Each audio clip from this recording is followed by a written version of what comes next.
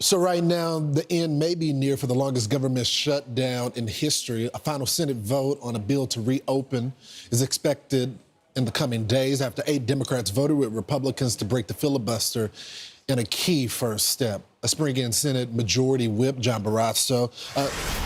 Senator, thanks so much for joining the program. But before I get into the next step, I want to talk about how did this deal come into place? It's very unusual to see the minority whip join the majority whip in something like this. So what took place? Well, you're right, Lawrence, and good morning. The end of the government shutdown is finally in sight. Remember, this all started with Democrat blackmail. Republicans kept voting to open the government with no strings attached. The Democrats continued to vote to keep the government closed unless we paid ransom. And as a result, there was massive suffering across the country, people waiting for nutrition, the airlines backed up, people working, 6 weeks without receiving pay. And Chuck Schumer continued to change what he was demanding. On Friday, he demanded billions and billions of dollars of taxpayer dollars being sent directly to insurance companies to bail out Obamacare. Like Republicans have said, we're willing to talk about all of these things, but not while the government is closed. And it looks like today we're on the path because 8 Democrats joined 52 Republicans, and we have the 60 to move forward in this next step to open the government.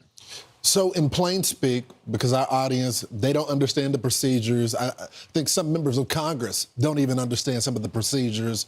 How quickly is the government going to be reopened?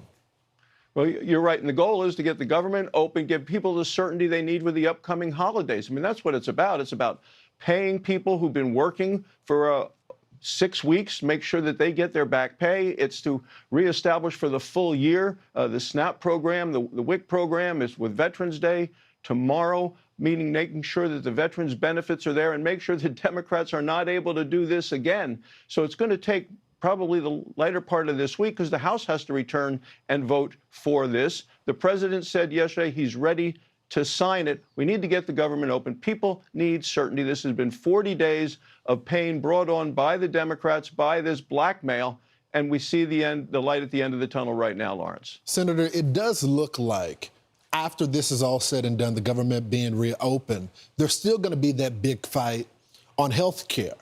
Do the Republicans already have a plan set and match, ready to go, in combination with the president to have an alternative since we know Obamacare isn't working right now?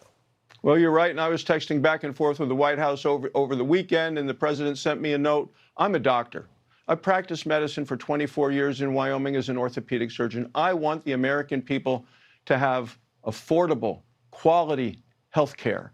And that all went away when Obamacare was passed into law. It broke health care. Prices went up 221% since Obamacare was signed into law. And remember, President Obama said he would lower the prices by $2,500 a family. Then, to try to prop it up, they sent all this juicy subsidies directly to insurance companies. So insurance companies' stocks went up from 500 to 1,000%.